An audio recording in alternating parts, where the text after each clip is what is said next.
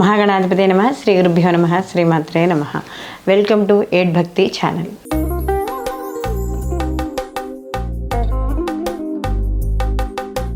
September 14 నుండి మనకి ఈ శుక్రుడు అలాగే కేతుల యొక్క కలయిక అనేది యుతి అనేది జరగబోతోంది.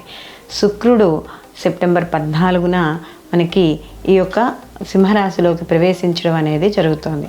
ఈ ప్రవేశం వల్ల ఈ యొక్క కేతువు మరియు శుక్రుడు కలయిక వల్ల ద్వాదశ రాశుల వారికి శుభ ఫలితాలు ఏ విధంగా ఉంటాయి అనేది తెలుసుకోబోయే ముందర అసలు శుక్రుడు కేతువు అంటే ఎటువంటి స్వభావం ఎలా ఉంటుంది అని చూసుకున్నప్పుడు శుక్రుడు కంఫర్ట్ని ఎక్కువగా ఇవ్వడం అనేది జరుగుతుంది. అంటే ఎప్పుడు లగ్జరీ లైఫ్ అంటే కార్లు లేకపోతే ఏవైనా మనకి ఈ ఇంట్లోకి ఉపయోగపడే వస్తువులు కొనుక్కోవడము, వస్త్రాలు, ధనప్రాప్తి, అలాగే ఆభరణాలు, ఇలాంటి వాటికి అన్నింటికీ కూడా శుక్రుడు కారకుడుగా చెప్తాం. అలాగే వివాహము, వైవాహిక జీవితము, సంతాన ప్రాప్తి, ఇవన్నీ కూడా శుక్రుడి కారకాలుగా మనం చెప్పడం అనేది జరుగుతుంది.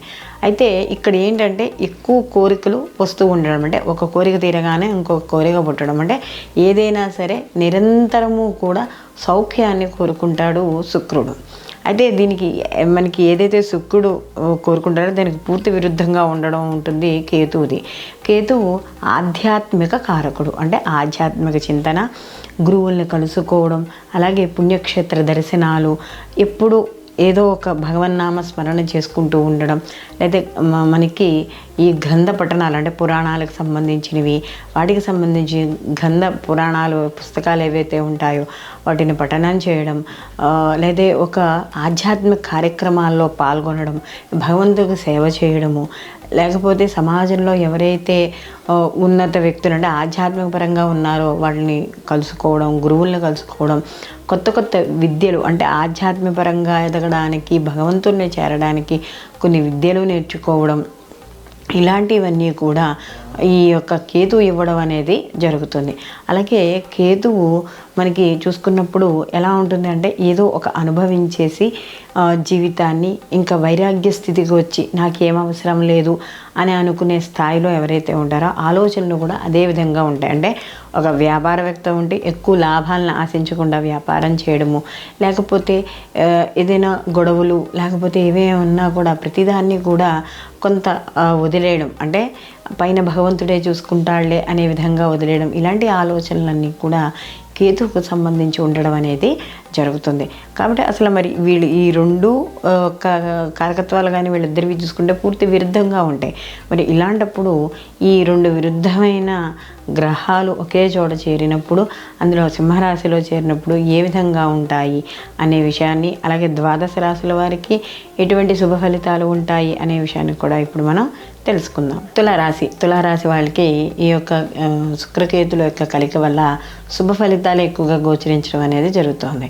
వీళ్ళకి ముఖ్యంగా కానీ చూసుకుంటే వీళ్ళకి ఈ లాభస్థానంలో ఎప్పుడైతే ఈ శుక్రకేతుల యొక్క కలిక ఉందో వీళ్ళకి వ్యాపారపరంగా లాభ నష్టాలు కానీ చూసుకుంటే లాభాలు ఎక్కువగా వీళ్ళు చవి చూడడం అనేది జరుగుతుంది. అలాగే ప్రతి పనిలోనూ కూడా దూసుకుని వెళ్ళిపోతూ ఉండడం, ప్రతి పనిని కూడా ఎంతో ఆనందంగా ఉత్సాహంగా చేయడం అనేది జరుగుతుంది. అలాగే ఇక్కడ బంధువుల్ని మిత్రుల్ని కలుసుకుంటారు, విందు వినోదాల్లో పాల్గొంటారు. వాళ్ళకి ఏవైతే ఆదాయ మార్గాలు కావాలనుకుంటున్నారో లేదా ఇంకా వాళ్ళ యొక్క బిజినెస్ని ఎక్స్టెన్షన్ చేసుకోవాలి, ఇంకా మనం పెంచుకోవాలి, ఈ పార్ట్నర్స్ని రప్పించుకోవాలి, ఇలా ఏవైతే ఆదాయ మన వ్యవస్థని మనం విస్తృతం చేసుకోవాలి అని అనుకుంటున్నారో వాళ్ళందరికీ కూడా ఇది చాలా అనుకూలమైన సమయంగా మనం చెప్పవచ్చు.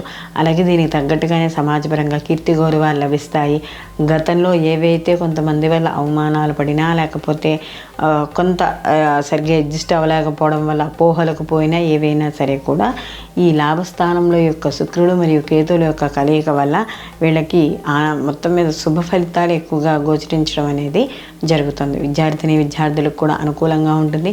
ముఖ్యంగా వీళ్ళకి భార్యాభర్తల విషయాల్లో కానీ లేకపోతే సంతానపరంగా కూడా అనుకూలమైన ఫలితాలు, సమాజపరంగా ఉన్నత వ్యక్తులు లేదా ఆధ్యాత్మికవేత్తల్ని కలుసుకోవడం అనేది జరుగుతుంది. అలాగే ఇక్కడ కొంత ప్రయాణాలు, ఆ ప్రయాణాల్లో కూడా ఆనందంగా గడపడం అనేది జరుగుతుంది. చిన్న చిన్న ఏవైనా మనస్పర్ధలు వచ్చినా కూడా అవి కుటుంబ సభ్యులతో వెంటనే సమసిపోవడం అనేది జరుగుతుంది. అందరితోనూ కలిపి విందు వినోదాల్లో పాల్గొనడం అనేది జరుగుతుంది. మొత్తం మీద ఈ రాశి వారికి కానీ చూసుకుంటే శుభ ఫలితాలు ఎక్కువగా గోచరిస్తున్నాయి.